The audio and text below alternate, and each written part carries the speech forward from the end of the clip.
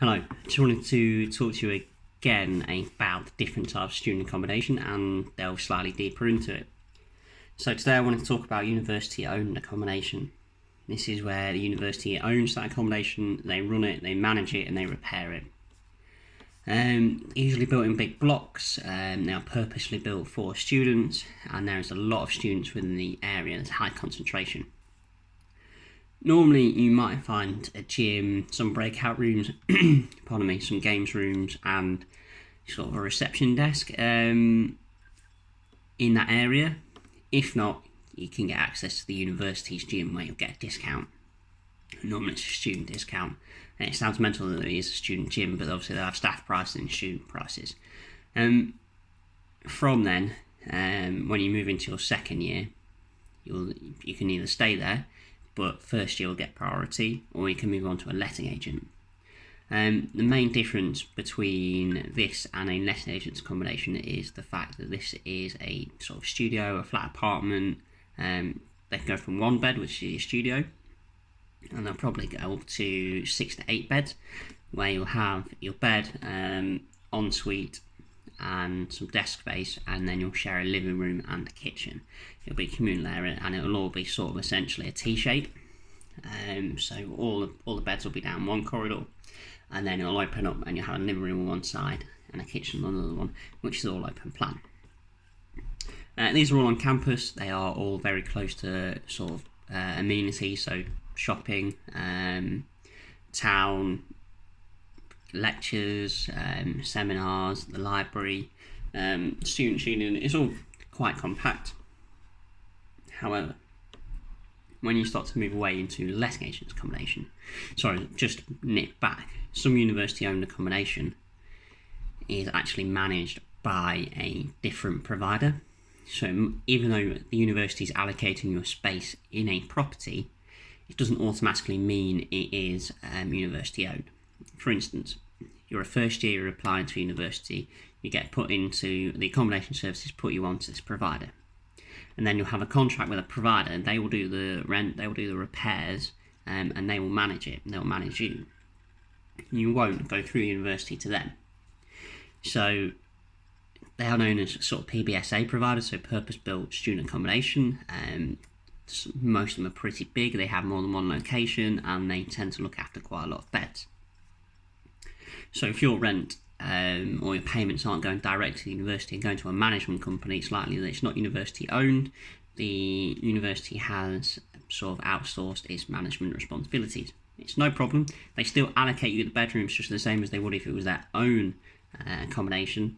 However, they just are responsible for the repairs, the upkeep, and the general day-to-day management of the accommodation. So, moving on to letting agents, one down on my list. Letting agents usually have what we call houses of multiple occupation, and this is HMO for short, and this is where two or more people encompassing three or more stories live in the same house and are not of the same family, something along those lines. Basically, it's houses which they've turned the rooms into bedrooms, and then they rent it out individually to students. So each room is rented individually to a student, not as a house. Whereas if you imagine a family, they rent that whole house to the family, and that is theirs. In this way, they rent the room to the student, and then they have the communal areas. So in letting agent accommodation, they're normally fairly local, they've got good experience, they've been around that town or city for a long time, and they know the good areas, know the bad areas, they know generally how the system goes, and they're a good point of knowledge. Because if you want a 4-bed house, if you go to them and say I want a 4-bed house, they'll be able to find you something, undoubtedly. With letting agents, I would always visit more than one, and one of my top tips is always go and meet the letting agent and view the house. Why? Because the letting agent is going to be the person that's going to look after you for the next year, maybe 2, if you like it, and you can sort of judge their service, you can judge how they are with students, you can see if they're good fun, you can see what value they offer, and you can see what type of houses they have. If they keep houses of good quality, I would hold on to it. More and more are becoming like that, but there are still the odd landlord and letting agent out there that still have houses which are below par. So the stock is normally houses. Some letting agents, if they're bigger than others, might have development where they'll have blocks of flats or 1 bed flats, 2 bed flats, and they'll be able to offer that. But generally, they are houses and they are 3, 4, 5 plus beds. And they don't normally dabble in the 1 and 2 beds because the amount of space they need and the amount of cost it takes to get them there, it doesn't work out. So, letting agents normally have, I would say, easily more than 10 properties minimum. They're a company. They will manage the property, they will manage the refurb, and they will look after you, the student. So when we go down one further into landlords, this is where a lot of there's a bit of a grey area. So a landlord could have, say, 50 properties but manage it all himself. He's not a business, he's a landlord, he looks after it all. But if he subs, what most landlords do is sub that responsibility out to a letting agent. Now a landlord usually will have 2, 3, 4 houses, not many at all, and you'll be in direct contact with the landlord. So if you want any repairs, you'll speak to him, you'll speak to him about your deposit, you'll speak to him about your contract or your tenancy, you'll speak to him about moving in, moving out, you'll speak to him about everything. It's one point of contact, and that is a landlord. If he owns it and you speak to him, he's a landlord. And if you don't know who your landlord is and you're going through a letting agent, it means that you're dealing with a letting agent rather than the landlord. So the landlord will own the property, but he'll pay the letting agent to manage it and look after the students. So the letting agent will take deposits, they will take the rent, and they'll look after any repairs, and if they offer bills included. Which is a good point to say that bills are included most of the time in university-owned accommodation. They're normally in purpose-built student accommodation. Letting agents, most offer, some don't. And in landlords, it depends on the landlord. Sometimes they don't want that hassle of maintaining the bills, so they pass that to the student, and the student have to sort it out themselves.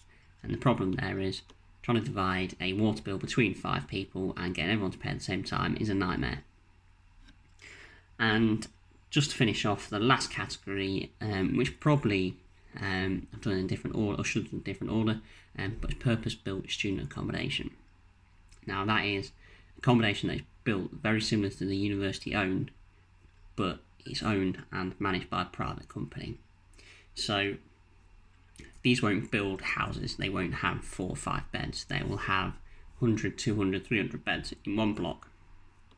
They will also have a gym, a cinema, a study room, a games room, they'll have a reception desk, they'll have staff, they'll have an accommodation manager. And this accommodation manager will be responsible for your time there at the place, at the studio, whatever you want to call it. And it's their job to keep you happy, it's their job to put on weekly events, it's their job to collect the rent, it's their job to sort deposits. You know, if you have any problems, you'll talk to them. These are quite good, they're very secure, they usually have a key fob access on the front door, and then you have a key to your own door. There's a lot of CCTV around it, and they usually have a repairs person dedicated to that block and an accommodation manager. So they're very good, very secure, they're usually quite close to town, but obviously they are quite pricey. They come at a price, and it is a little bit more expensive than the letting agent. They're quite good for international students. International students are a sort of a special case in a way, in the fact that when they come over they'll need a visa, and sometimes they are asked for a UK guarantor and they don't know anyone in the UK.